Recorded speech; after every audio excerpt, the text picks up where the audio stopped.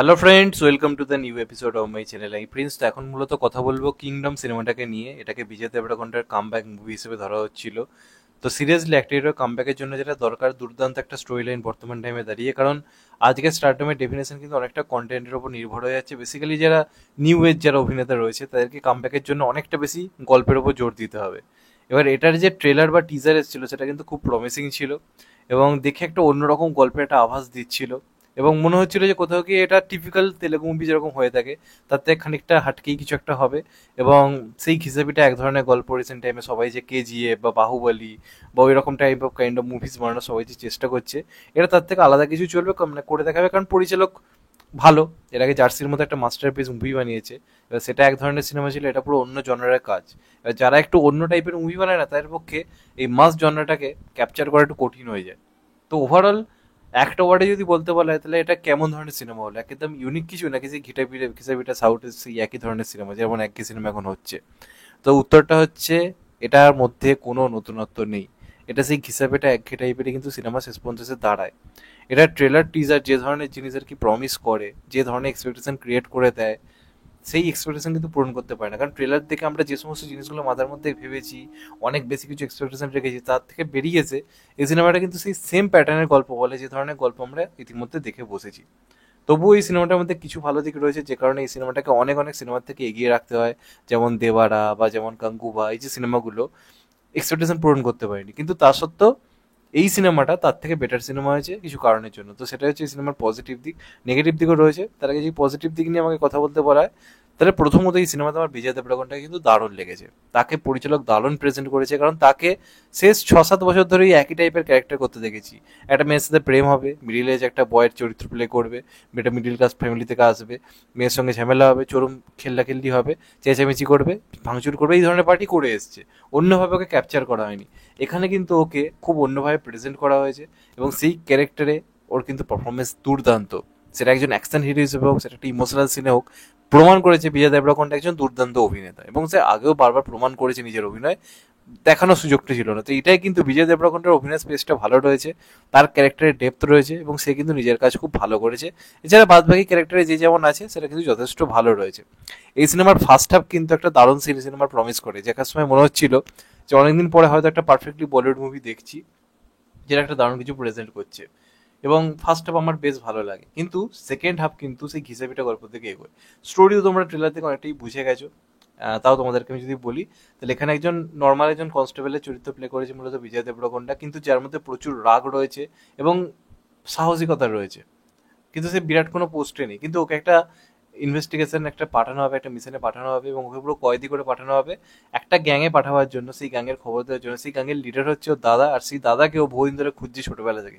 কোনো একটা কারণ ওরা একে অপরের থেকে আলাদা হয়ে গেছিল, সেটা কি কারণ তার জন্য সিনেমাটা দেখতে হবে। এবং এরা কি একে অপরের শত্রু হয়ে উঠবে, নাকি এরা একসাথে কি করবে, এবং মেন ভিলেনকে, সেটা নিয়ে মূলত হচ্ছে গল্প। এবং এখানে কেন্দ্র করে মূলত একটা দ্বীপের ওপর কেন্দ্র করে গল্প রেখা হয়, যেটা মূলত শ্রীলঙ্কায় রয়েছে, যারা একসময় ব্রিটিশদের দ্বারা প্রচুর পরিমাণে কি অত্যাচারিত ছিল।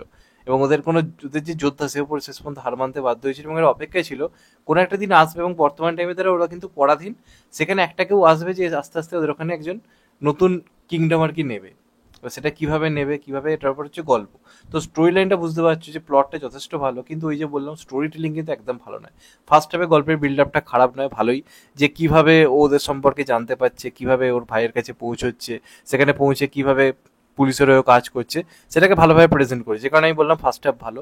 সেকেন্ড হাফ থেকে গল্পটা কিন্তু সেই নিজেদের মধ্যে ক্যাজরা কেজরি, বিশ্বাসঘাতকতা, টার্ন অ্যান্ড টুইস্ট, সেখান থেকে দাঁড়িয়ে সেকেন্ড হাফের জন্য গল্প প্রেডিক্ট করা। সেকেন্ড হাফে আবার একটা বড় ভিলেন আসবে এবং বলে এটাকে পার্ট টুর ঘোষণা করা হয়েছে। পার্ট টুতে এই যে রাজত্বটা নিজের দখলে নিলেও সেটার কাছে একটা বড় ভিলেন থাকবে, সেটা কে দেখানো হয়নি, কিন্তু একটা ব্রুটাল ভিলেন থাকতে চলেছে। কিন্তু সব সিনেমার ক্ষেত্রে এই প্যাটার্নটা আর কাজ করছে না, এটা একঘেয়েমি চলে আসছে। এরা এটা লক্ষ্য করছে না যে একটা সিনেমা কিভাবে ভালো করে বানাই। তারপর আরে কেজিএফ প্রথমে ভালো বানিয়েছিল বলি তো কেজিএফ চ্যাপ্টার টুর লাইন আপটা তৈরি হয়েছিল, বা বাহুবলির ক্ষেত্রে। কিন্তু এরা কি করছে, কি সিনেমা বানাচ্ছেই, পার্ট টুর মতো কিছু একটা করবো, চলো পার্ট ওয়ানটা একটা কিছু বানিয়ে দিয়ে পার্ট টুর ঘোষণা করবো, এটা প্রবলেম হয়ে যাচ্ছে।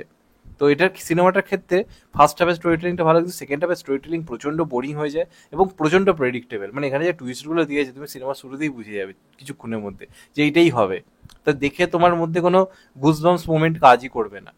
বা ইমোশনাল মোমেন্ট বা বন্ডিং, এই যে ওখানকারও কিংডম আস্তে আস্তে হয়ে উঠছে, ওই যে এলাকার মানুষদের সঙ্গে যে বন্ডিং, সেইগুলোর উপর স্টোরি টেলিংটা অনেক বেশি দেওয়া হয়েছিল। উল্টে হিরো ভিলেন ট্যাসেল এই সমস্ত জিনিস ঢুকিয়ে দিয়ে সিনেমাটাকে আমার কোথাও গিয়ে মনে হয় যে পোটেন্সিয়াল ছিল সেটা কোথাও গিয়ে কেঁচিয়ে দিয়েছে।